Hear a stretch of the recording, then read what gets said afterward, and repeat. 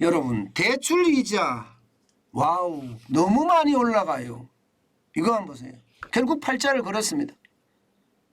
예, 은행권에서 변동형 주택담보대출 최고금리가 8.08%까지 올라갔습니다. 8.08%까지. 결국 팔자를 그렸어요. 이제 구자 그릴 날도 얼마 안 남았다는 이야기예요. 구자 그릴 날도. 예, 이게 16일이니까 오늘부터 적용되는 겁니다. 오늘부터.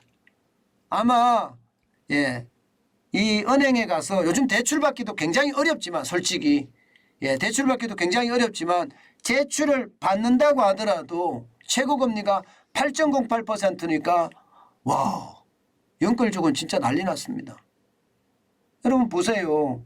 지난 7월 16일만 하더라도 예, 6.21% 7월 16일에 그런데 지금 올라가는 게 10월 28일에 7.5%를 찍더니 예, 11월 15일에 8.08%를 찍었습니다.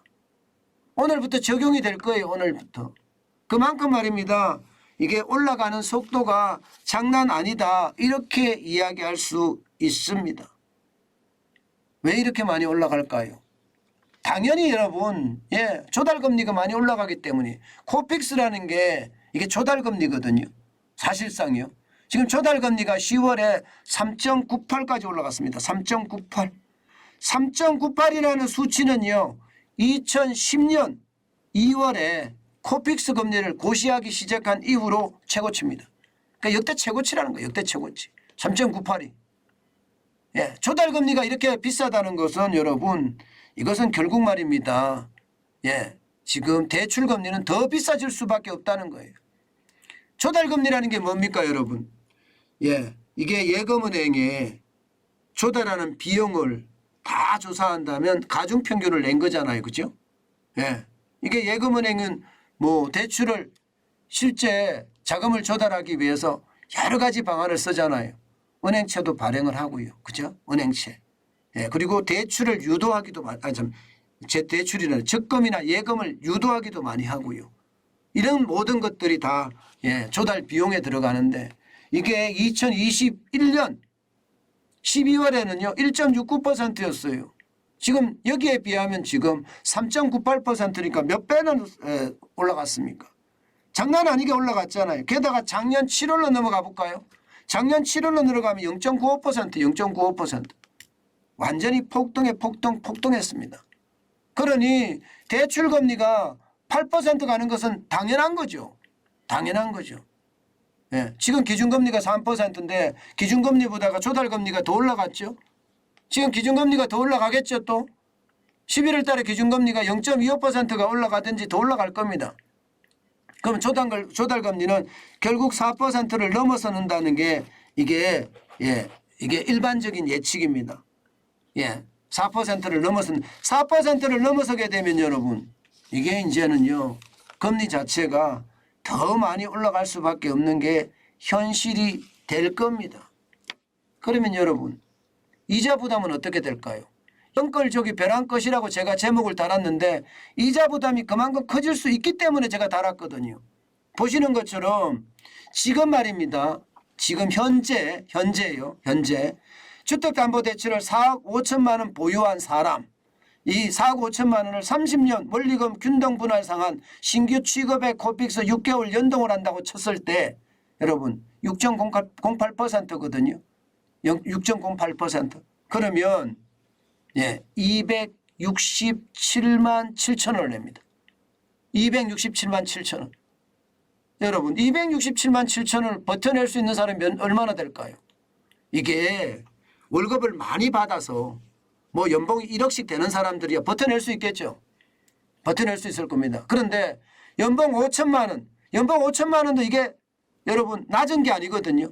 연봉 5천만 원 받는 사람이 버텨낼까요? 못 버텨냅니다. 연봉 5천만 원이라면 여기에 세금 떼고 이것저것 떼면요. 실제 내가 받는 거는 4천만 원이 좀 안 될 텐데 예, 4천만 원이 좀 안 된다고 생각을 하면 여러분 한 달로 나누면 얼마나 될까요?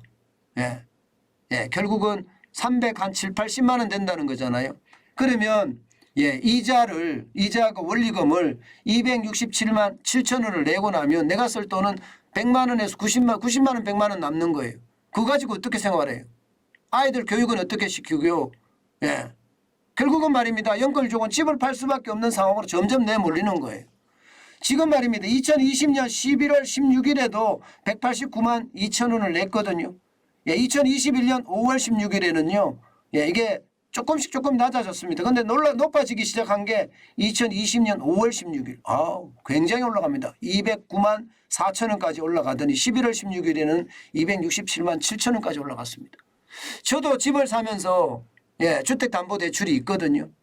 주택담보대출이 2.8%에 제가 주택담보대출을 받았습니다. 그런데 3.8%가 됐더라고요. 이제 3.8%. 예. 그래서 제가 145만 원, 6만 원 내던 원리금 상환액이요. 이제는요 더 많이 올라갈 수밖에 없는 1%가 넘게 늘어났으니까요. 150만 원을 훌쩍 넘어버렸습니다. 한 달에 150만 원 제가 원리금 내기가 참 만만치 않거든요. 제가 그때 집을 살 때 3억을 빌렸었거든요. 예, 그만큼 부담이 된다는 이야기입니다. 여러분, 대출금리는 더 올라갈 거예요. 그래서 더 힘들어질 거라는 거예요. 지금 연끌족 입장에서는요. 여기서 6.08%의 금리가 그만 올라가면 되겠지만 이게 아니라는 거죠. 이게 6.08%는 이분의 신용도를 나타내는 거고 신용도가 나쁜 사람들은 더 많이 올라갈 거고요. 예, 물론 좋은 사람은 이보다 좀 더 저처럼 이렇게 줄어드는 사람들도 있겠죠. 그렇지만 분명한 것은요. 금리가 앞으로도 계속해서 올라가기 때문에 거기에 대한 부담을 계속 칠 수 있을 것인가. 7% 넘는 주담대 금리를 계속 내면서 내가 버틸 수 있을 것인가. 이것을 생각하면 여러분 쉽지 않습니다. 쉽지 않습니다. 아마도 대출금리 때문에 지금 최악의 상황이 다가올 수도 있다고 저는 생각을 합니다. 여러분, 이게 늘 제가 말씀을 드리지만 무리하게 뭘 투자하는 건 아니라고 저는 생각을 해요. 제가 기자생활 한 30년 하면서 제가 쭉 지켜봤는데요. 무리하게 투자하는 사람들은 꼭 끝이 좋지 않았습니다.